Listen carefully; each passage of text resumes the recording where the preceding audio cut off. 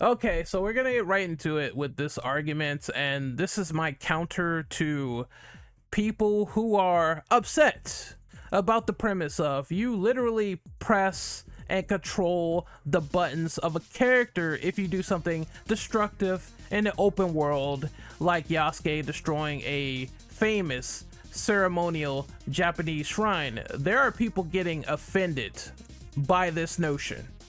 I shit you not. There are people getting offended by this notion. One thing we will illustrate first is that, number one, this is a video game. No one is getting hurt in real life. No one is getting slaughtered. No one is getting a real life genocide over the video game itself. This is a fictional game with fictional characters. That's number one. So please stop acting like your GTA era Jack Thompson is bullshit and you're acting just like him if you decide to get offended by this premise. And number two is that if a video game gives me an open world choice and I have the player expression and the player freedom to do whatever I want, then that's up to the player's discretion. Whether it's a good choice, bad choice, controversial, etc. That's up to the player's volition. Now let's listen to Altiori, and she talks about the situation with Yasuke destroying like a famous Japanese shrine, and let's see what she says. It's very entertaining how people are fighting over Assassin's Creed Shadows. We've got arguments sprouting because a lot of Japanese people are having an issue with things being shown in this game, such as the desecration of shrines and the fact that the main character can kill civilians. Then on the other side of the argument, we have people basically telling Japanese people to shut up and that they're idiots for having an issue with their culture being disrespected in an American video game that's deciding to appropriate their culture. So I went on Twitter, and here's this Japanese guy named Kondo Shohei who put up this tweet: "Wake up, Ubisoft defender, and hear our voice. What kind of Assassin's Creed game destroys an actual religious site?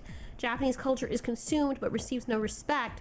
Here's a perfect example." Then he shows this clip with Yasuke, or whichever character I guess you choose to play, and it says Itate Yozu Shrine. I guess that's the religious place, and you can see these people obviously are religious, but here's just a quick clip of it.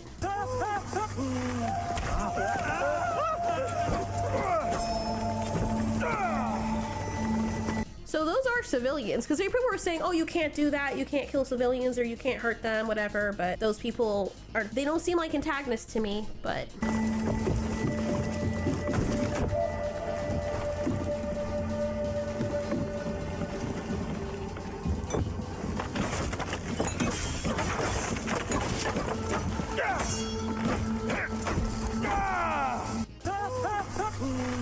Okay, so that's the clip, and then there's an argument that breaks out because in response to this guy, someone replied, call whatever his name is, but he says, "You literally control the buttons you press. If you decided to do that, that speaks more about you than the actual game." This person later on said that they're mooting this thread. The racists and those pushing the agenda outed themselves, which I find very interesting because this person is basically making excuses to defend a game that made it possible to disrespect Japanese culture, and then when a Japanese person speaks out against it, he is gaslit with the utmost condescension. But let's talk about why this... All right, let's stop there. What the guy said was correct. You literally control the buttons you press. So you know what that means on the opposite side. If you don't want to destroy said shrine or ceremony and you want to respect that shrine and ceremony, there is also options to pray at said shrine and ceremony and not destroy it. So this is like, why are you offended by this? Like, why? If you don't want to go in there and cause a ruckus, you control the buttons you press. You don't have to if you don't want to. We have more examples. Yasuke killing like civilians, NPCs, like you won't get punished because it says Yasuke did not kill civilians back then, showing that if you continue fucking with these townspeople, you will get possibly desynchronized in the process if you kill too many of them. Alright? Yasuke did not kill civilians. There's the punishment tag right here, front and center. I was talking to a friend about this on Discord, and it's not the first time either that destruction was put into Assassin's Creed. You actually end up destroying a church in the story, and that was something that was mandatory. And I was like, yeah, it's like sacred property destruction isn't new for AC, but in this case, you're not required to do it. The player did it just because, and when you have destructive physics, then stuff will break in the process. That's what I said. It wasn't a problem back then. Now you're making it into a problem because you like to push mountains into molehills. This is almost like echoing back in the past with PETA. Once again, the laughingstock of animal rights activism that we all know and hate them very much because of hypocrisies and whatnot and contradictions and whatnot, and bleeding their bullshit over into video games. And I quote, they said for Red Dead Redemption 2 as a review, a bonus 5 points for petting and loving dogs, negative 5 points for herding and shooting dogs, 10 points for the townfolk attacking you if you hurt dogs. There's one little problem about this. The fucking video game is not real, okay? The dog is not real. If you choose to skin a dog or kill it or whatever, that's up to players' discretion. It's not hurting anybody except for the digital character that's not fucking real, alright? So what are we complaining about, right? You can skin animals in this game. You can literally skin them for food, for fucking pelts and everything like that. And you could also not do that. Player choice. We have the freedom to do what we want in an open world game. What a novel concept. Continuing on, because it gets funnier, examples with Grand Theft Auto 4. Casually shooting up a store, and this is some guy entering the GTA 4 hospital, and he decides to kill everyone in there. I will admit, it's sometimes I had shootouts in here too.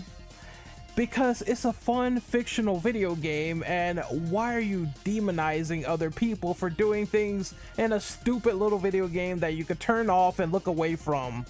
Casually shooting up a store. It's not a store, it's a hospital, okay? Dude, it's so immersion breaking that I can't shoot up every store. So I guess this is all about the interiors and whatnot. But I mean, it's fun. It's fun to do this in GTA, a game about criminals, crime.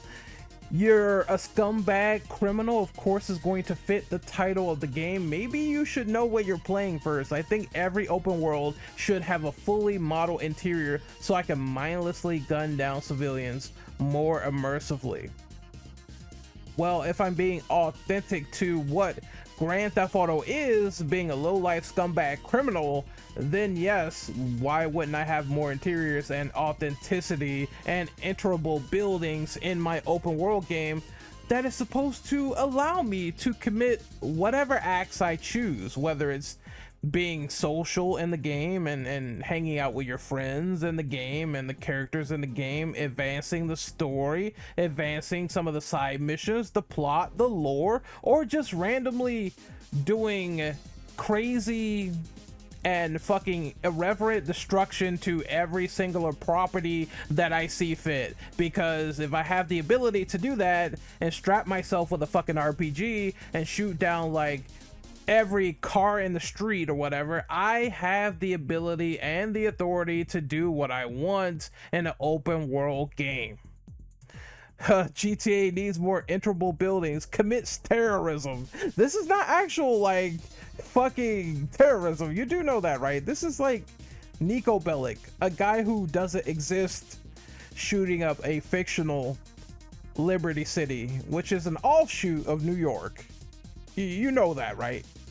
Of course, but you're gonna complain about it. Here's G-Man Lives, and his infamous spiel. This clip is not it.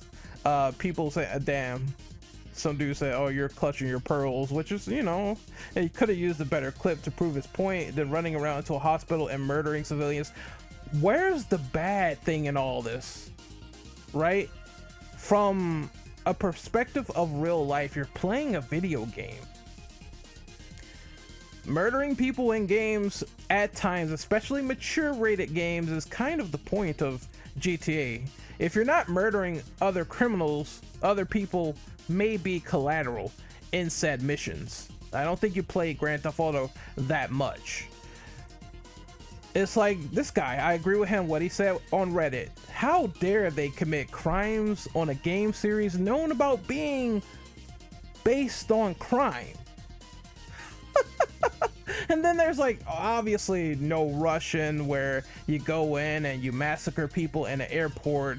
But later on, I don't know when they added this. I think it was actually in the game already itself, because I did not play the original Modern Warfare 2. I'm exposing myself right now. I did not play the original. I need to though. The remaster is out there. But they say, hey, if you don't like the fact that we have a mission where you can shoot up civilians in an airport, you can skip it. It's fine. You are not penalized for skipping it. It is not something that will be a strike against you. Some developers will allow you to skip said notions. There are video games that have like a lot of hard subject matter. I would say Last of Us Part 2, some of the main characters dying. You can't skip some of those things, but again, it lends credence to you're playing an M-rated game, so you kind of know the violent territory of the series being taken up a notch. And for this in particular, at least they tell you, hey, disturbing content ahead. If you don't want to engage with it, skip right on past, or continue with the mission and continue what transpires in No Russian. And then we get to the RPGs, which is the funniest shit I think I ever seen, when people tend to say, oh, optional choice, so the game is just gay and that's it. And it's just like, for Horizon Burning Shores, you can choose to kiss this woman and embrace, or if your reading comprehension is at least past like a toddler level, you can choose not to do it. Oh my god, what another novel concept. An option in a game where you don't have to participate in it whatsoever with your player avatar. Oh my god, especially like RPGs no less, which is, in my opinion, very common to have choices that will branch out, relationships, things that will affect the story, choices, you know, fucking being a paragon, a renegade. It seems like we forgot these options in favor of being triggered by everything. All right, it's like now all of these people, you have complained about the social justice warriors, the anti-side. You are essentially that now. That's what you are. You are the anti-social justice warriors, where optional choices that you don't have to do as mandatory offends you. You've become exactly like the people you deemed as snowflakes over years and years and years of internet discourse and basically de-evolution, in my opinion. This does not affect me because, once again, if I don't want to embark on the choice, don't kiss Sekka. It's right there in plain sight. Deny if you want to. Then there's Melanie Mac, all right? And we know she's a fucking, well, how can I say this nicely? I want to say it nicely. She's not intelligent, considering the fact that that butter right there in the corner, yeah, you know, her and butter and the lack of water is very, very concerning, to the point where she ended up in the hospital about it. But I digress. Let's listen to her take on why I don't buy gay video games. And believe me, when I get to the point I'm referring to, is hilarious. Let's proceed.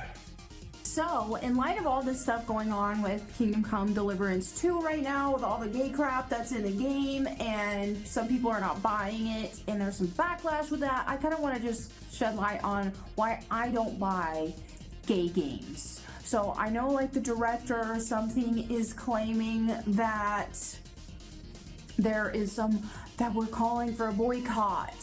And it's like, bro, I'm not calling for a boycott. I'm just not buying your gay game. I really have no interest in it anyway, so that's just my perspective, but especially not with it being a gay game. But I already have a policy now where I don't buy gay games. Like, if games have gay fornication scenes in them, I don't buy them. Same with like Baldur's Gate 3. I've been very vocal about that with you guys. Like, yeah, it looks like a fantastic game, but I refuse to buy it. And then people say, well, it's optional, you don't have to do it. Well, it's still a gay game that has gay porn in it. Like, let's be real. Can we just be unfiltered for a minute and call it for what it is? You have an animation of characters fornicating with each other. That is porn. That is porn. Okay, just because you might can find some more hardcore stuff on the internet doesn't change the fact that that is porn. So I will not be funding games that have porn in them. It's not a difficult concept. Now somebody say, well, what about the straight stuff? Like, I don't want to fund any games that have that crap in it. I'm over it. I used to have a higher tolerance for stuff. When I played like The Witcher 3, for example, I didn't do any of those optional romance scenes. When I played Fable, even Dragon Age Origins, things like that, I didn't do those scenes. But let's stop there. All right. And this is the contradiction. So you said, I don't form these scenes of fornication because porn. But I have a higher tolerance for stuff like The Witcher 3 and fucking Dragon Age Origins, but you don't fund those games. You don't put money and stock into either side, whether it's gay or straight, right? And you named Witcher 3, which you played and funded, and you named Dragon Age, which you played and funded. In the first 2 minutes, you already made a fallacy. Okay, I don't fund these games, but I'm going to name particular games that I fund even with multiple relationships. Melanie Mac, you are as unintelligent as the sky will allow. You are like a skydiver with no parachute.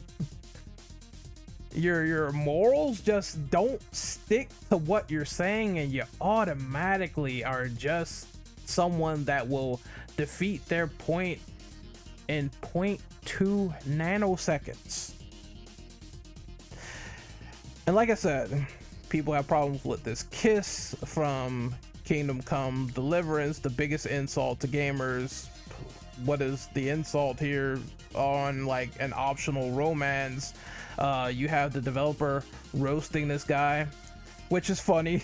I'm gonna say this response is hilarious. All right, this caricature of a man is literally crying and whining for a month about one optional choice in a side quest of 100+ hour game, and that's not even citing all of the rest of the quality, just focusing on this one kiss, because apparently people like to talk more about a controversy and drag it on for weeks on end without even delving into the finer mechanics of the game. Some people are like that, but you know what? Fuck validity, right?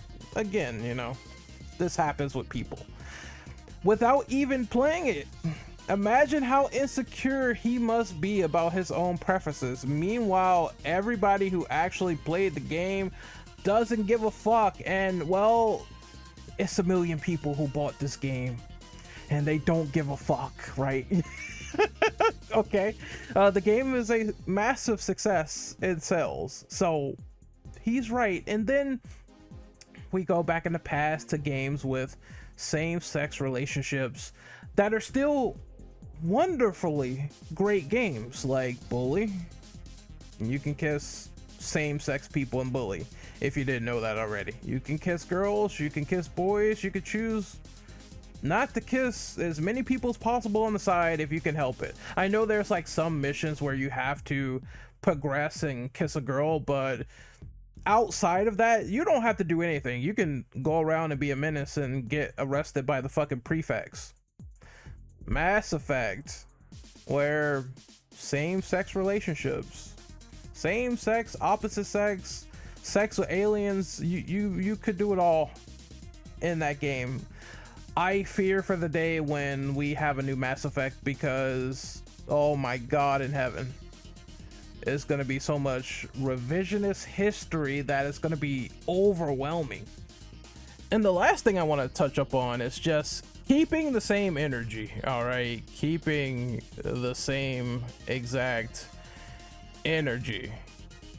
Now, from what I heard, people say this kiss is very controversial because this is a minor character, or the character is a minor, Hans or whatever. I just heard that. I don't know the full specifics and details, but someone referred to this as child pornography.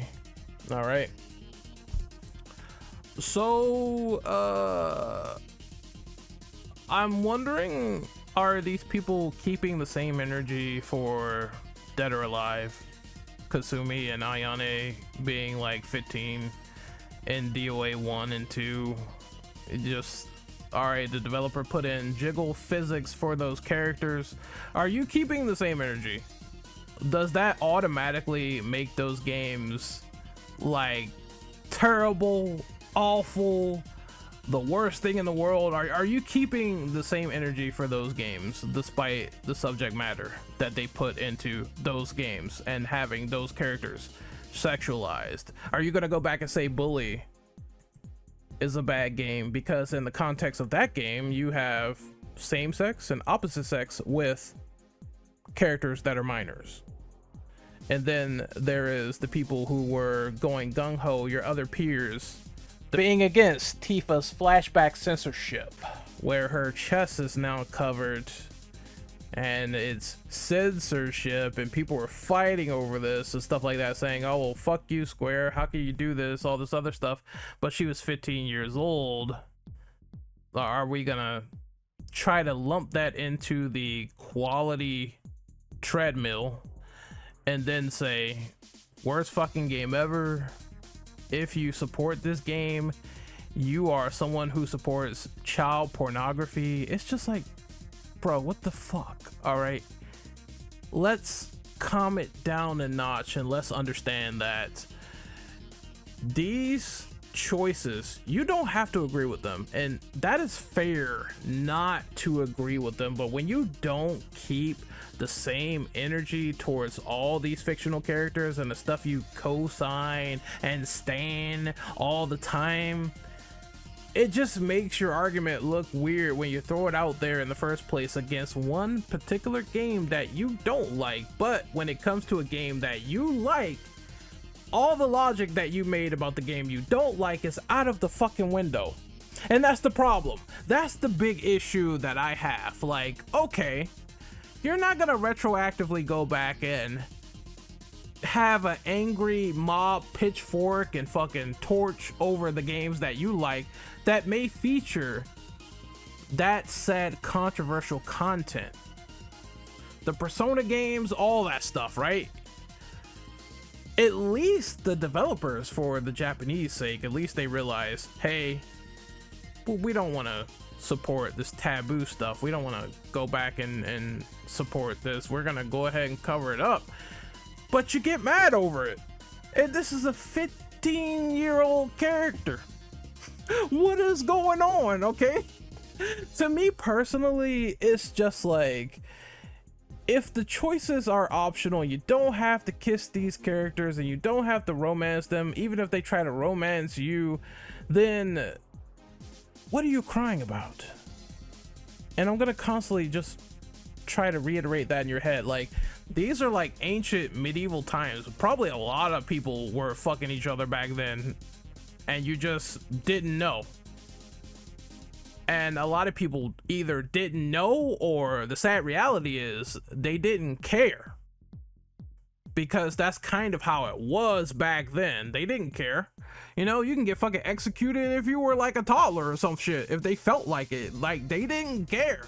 They didn't care as much as we do these days, and that's the sad reality, but that's kind of how it was back then. Same for Red Dead, where you have to skin animals to survive, and you have to fucking survive, and you have people that are like either more racist back then. I remember people were kind of getting a little bit pissed at some of the language in Red Dead Redemption 2, but it's kind of like, yes, they called people names back then that involve racism, and they did it willingly, and that's kind of how they were authentic to the source material back then. And if they are authentic, it's like, all right, now it brings up the argument, do you have an issue with authenticity in certain games, or the portrayal of a theme in a game where it's just like, it's a lot more of a brutal time back then. It's a lot more of a time where certain people didn't give a fuck and they just did whatever they want. It's like, all right, is the authenticity too much for you? If it is, then, I mean, you know what I'm gonna say, right? You can always decide to not play it, but I believe some of these people are deciding not to play it while also demeaning the game in any way possible, even though it's like Daniel said, it sold millions already. I don't think anyone else cares that are the casual majority. And that's it. They just want to play a good game. That's it. They're not hung up on this. They're not plugged in like you. They're not making a big ruckus. It's just reality. And some people just cannot live with that. So that's what I think of this. You control the buttons you press if you don't want to, and you don't have to. Hey, if I don't need to destroy that mosque or shrine or whatever, I can walk away. I can pray there. I can respect how it looks, and I can walk away. Stop all the fake, like, fucking outrage and being offended by everything, bro. Like I said, you anti-SJWs are exactly the snowflakes that you feared becoming. That's just real shit right there. And as a PS, I don't think some of the super anti-woke extremists or whatever, I don't think they should talk about accountability whatsoever. Some of you viewers enable the biggest piece of shit scumbags behind the scenes, and you don't even notice them. Some of these people I'm about to name, they are the biggest walking pieces of monkey crap walking God's green earth. And yet they are still enabled by fandom. But the video game is the more worse atrocity, right? Let's look at Sayel, right? You see this guy? This guy with a court order for beating his wife, girlfriend, whatever. He's still around. He's still here streaming now with 164 people watching. You see this guy? John the Arrows? Wife beater, who apparently tormented his own children. He has a restraining order against him for domestic violence. Then we have Razor Fist, where he was caught grooming a minor and being abusive to his girlfriend, and there are people wanting him to come back to side scrollers. If you don't believe me, here's the screen cap by Razor's girlfriend. Here's the video where this particular information is featured. Here's the audio of the abuse right here.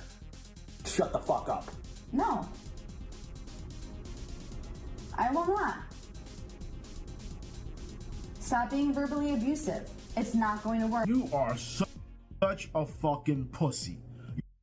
I concur 100%. And then there's Neurotic, who supposedly sold drugs to kids. And some people within those little anti-woke circles enable these creators to make more content. Don't you dare ever try to say, I'm gonna hold a developer accountable for putting in content that I don't like, when you don't even hold some of these other people accountable for being complete pieces of shit in the real. Some people should be ashamed of themselves, for real, dude. Like wife beaters, fucking abusers, fucking groomers. Dr. Disrespect is still around. A guy who admitted to sending inappropriate shit to minors. What is going on in this fucking world? Take me out of it, because this behavior is 100% condemnable. I will see you guys next time. Later.